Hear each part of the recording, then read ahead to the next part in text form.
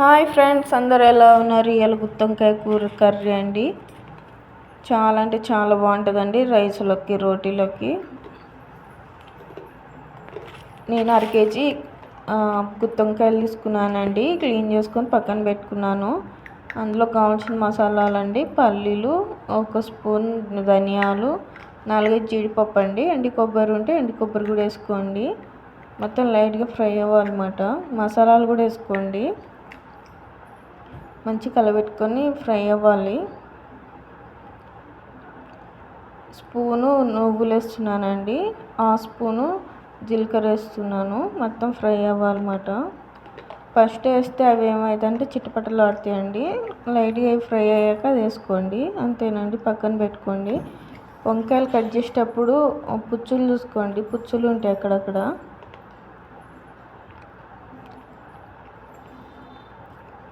Cut చేసి పెట్టుకున్నాక పేనం పెట్టి ఫ్రై చేసుకోవాలండి. First oil పోయొద్దు.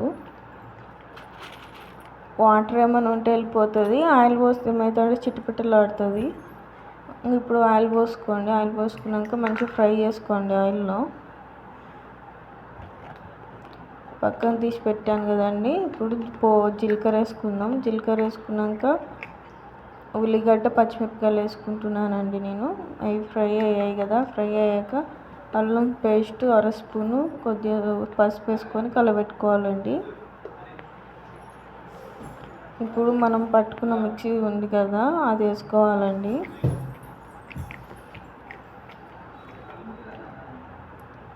వేసి మొత్తం కలబెట్టుకోవాలి. మంచిగా ఆయిల్ తేలినాక ఫ్రై చేసుకోండి.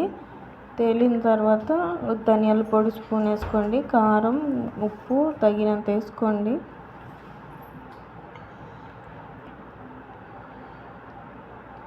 కలబెట్టుకోండి.